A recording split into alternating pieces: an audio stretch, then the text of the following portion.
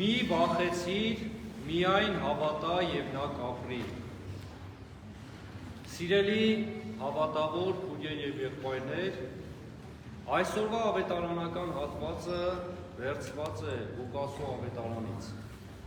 Ղուկաս ավետարանիչը նկարագրում է,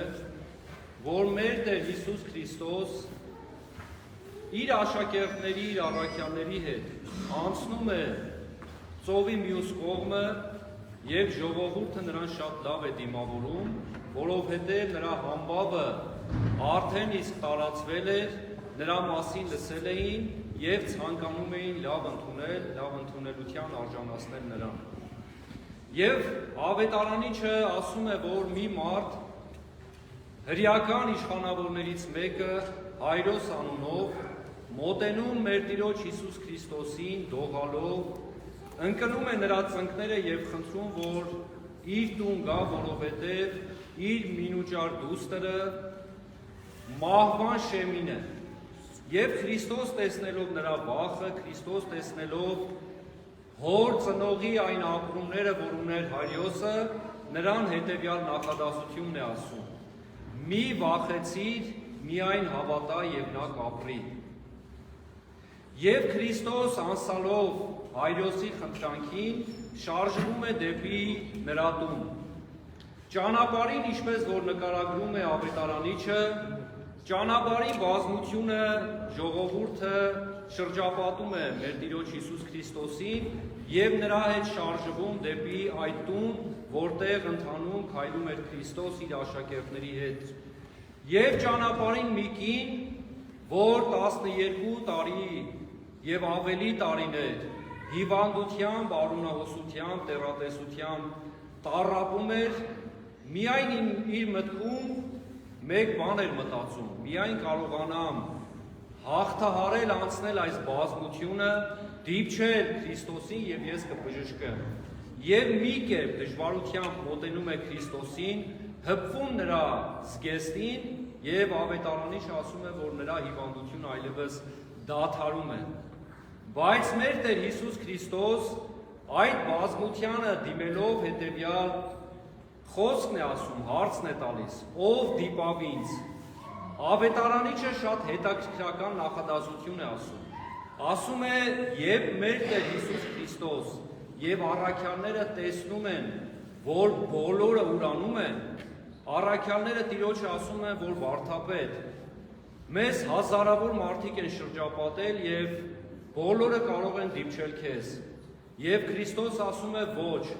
ես զգացի, որ ինձանից զորություն դուրս եկավ։ Ավետարանիչը ասում է, որ այդ կինը դողդողալով, կարծես Հայրիոսի նման վախենալով, մոտենում է Քրիստոսին և ասում, խոստովանում, որ ինքն է դիպել։ Եվ Քրիստոս ասում է, քաջալերվիր դուստր, որովհետև քո հավատքը քեզ փրկեց, գնա խաղաղությամբ։ Եվ մինչ մեր Տեր Հիսուս Քրիստոս շարունակում էր իր ընթացքը դեպի հարյուրապետի տուն, նրա տնից բարեկամները, հարազատները մոտենում են հարյուրապետին, Հայրոսին և ասում, որ վարդապետին հոգնություն մի պարգևիր, որովհետև քո դուստրը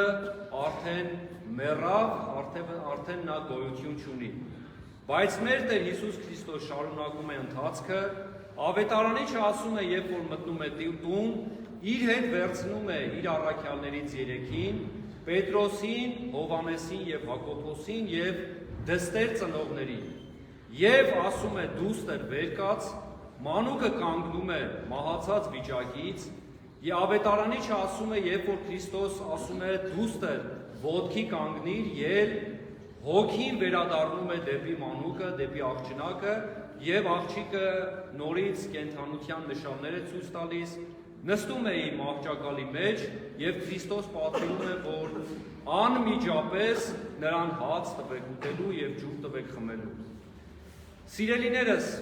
այսօրվա ավետարանական հատվածը շատ անգամներ խոսել ենք, շատ անգամներ ընթերցել ենք, շատ անգամներ լսած կլինեք, տարբեր մեկնաբանություններ։ Այո, հիմքում ընկած է մարդկային վախը, հիմքում ընկած են մարդկային վախերը, հիմքում ընկած է այդ վախի պատճառով մահը և հիմքում ընկած է նաև այն հավատքը,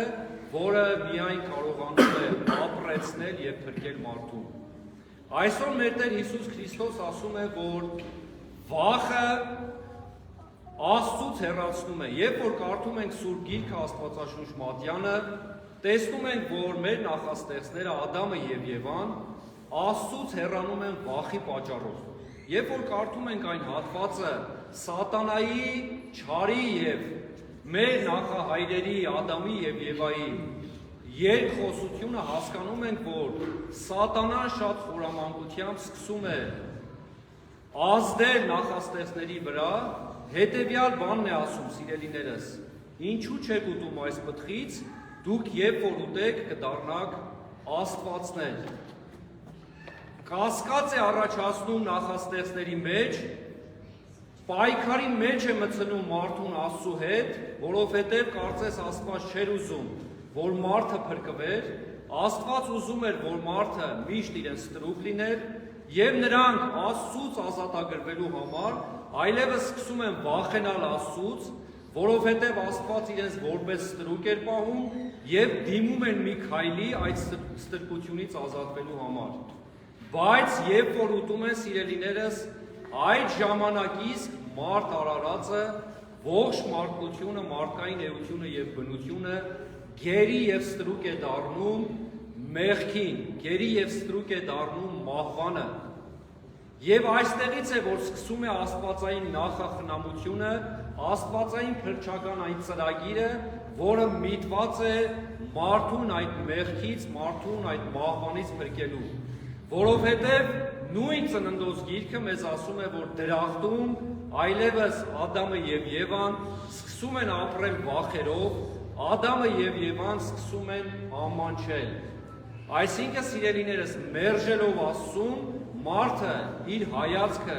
կենտրոնացնում է դեպի ինքը, առաջ է գալիս եսակենտրոնությունը, առաջ է գալիս եսապաշտությունը և այլևս փրկության հույսը կորում է և գալիս է մի կետ, մի շրջան, երբ որ մարդը հասկանում է, որ ինքը իրեն չի կարողանում փրկել, ինքը իրեն չի կարող փրկել և այստեղ է, որ առաջ են գալիս այդ վախերը։ Սակայն այդ հավատք ունենալու համար, սիրելիներս, մենք պետք է հասկանանք, թե ինչ է արել Աստված մեզ համար։ Նախ հավատքը ինձ համար դա վստահություն է, ինձ համար դա հավատարմություն է։ Եվ եկեղեցու հայրերն էլ, երբ որ խոսում են հավատքի մասին, խոսում են վստահության մասին, խոսում են հավատարմության մասին։ Ադամը և Եվան և մենք այսօր, մենք միշտ մեղադրողի դիրքերից չլինենք, չխոսենք։ Մենք այսօր շատ պարագաներում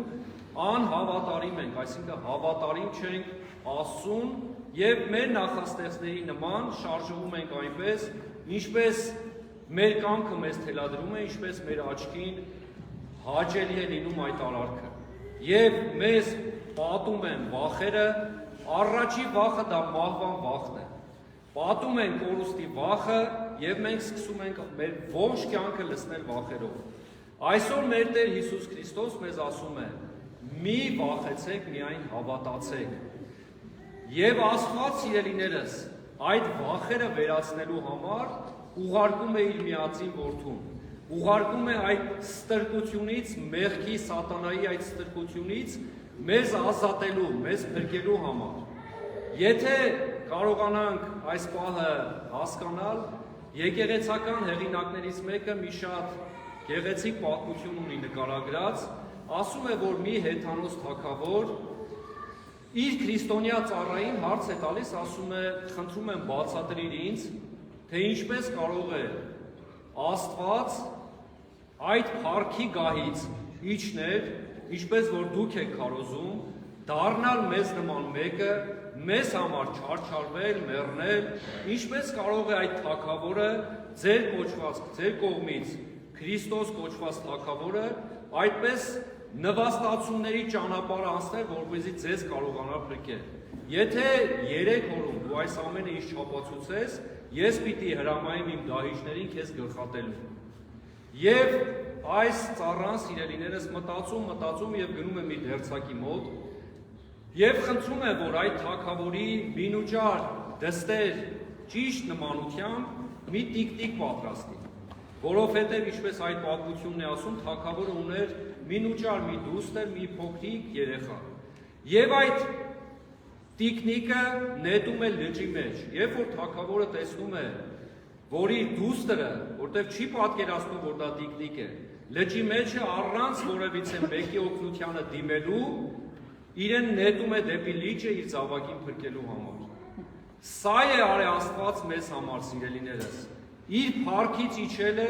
այս նվաստացման խաչելության ճանապարհը անցել է, հարություն է առել եւ բոլորիս այդ հարության հնարավորությունն է տվել։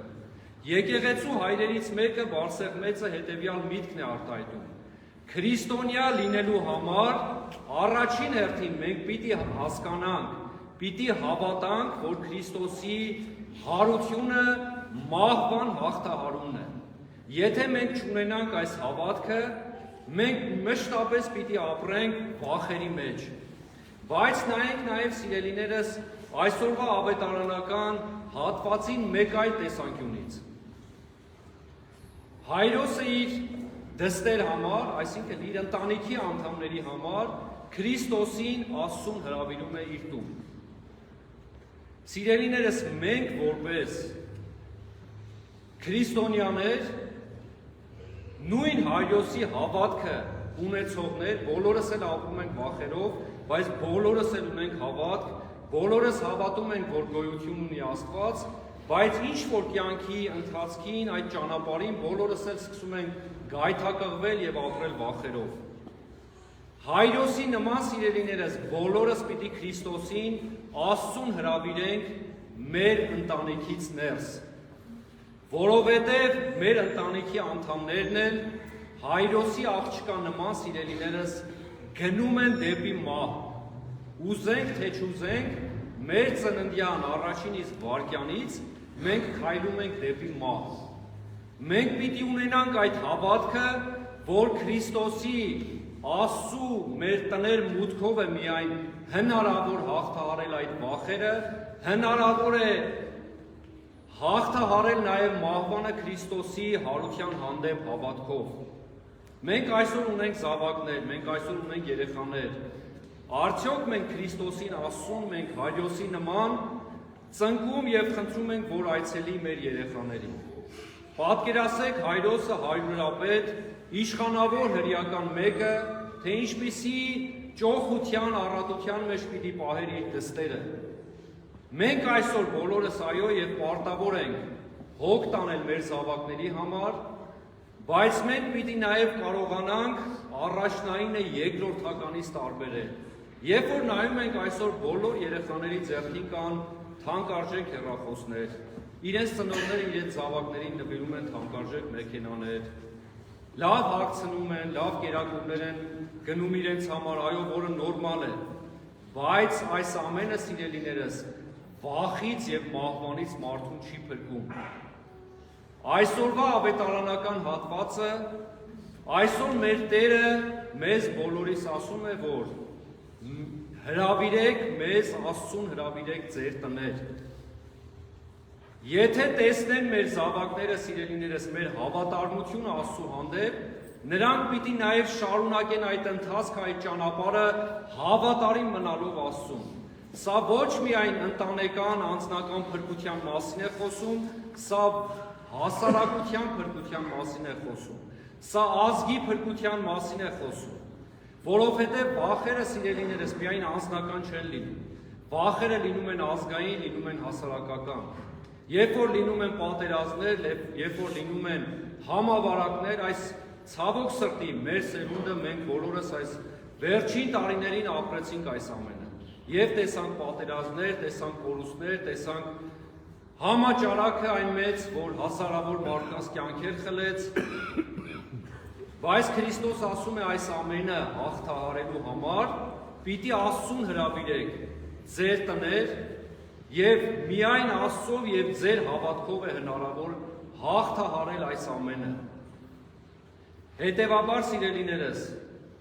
այսօր նաեւ ամենայն հայոց կաթողիկոսի տնօրինությամբ հայ առաքելական մեր մայր եկեղեցիներում, բոլոր եկեղեցիներում Պիտի կատարվի հավարտ պատարագի, պիտի կատարվի նաև մեր գերիների համար,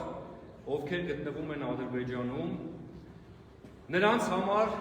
աղոթք։ Խնդրանք է, որ ոչ թե մենք ապրենք վախերի մեջ, այլ այդ վստահությամբ, այդ հավատարմությամբ, ինչպես որ ապրել են դարերի ընթացքում մեր հայրերը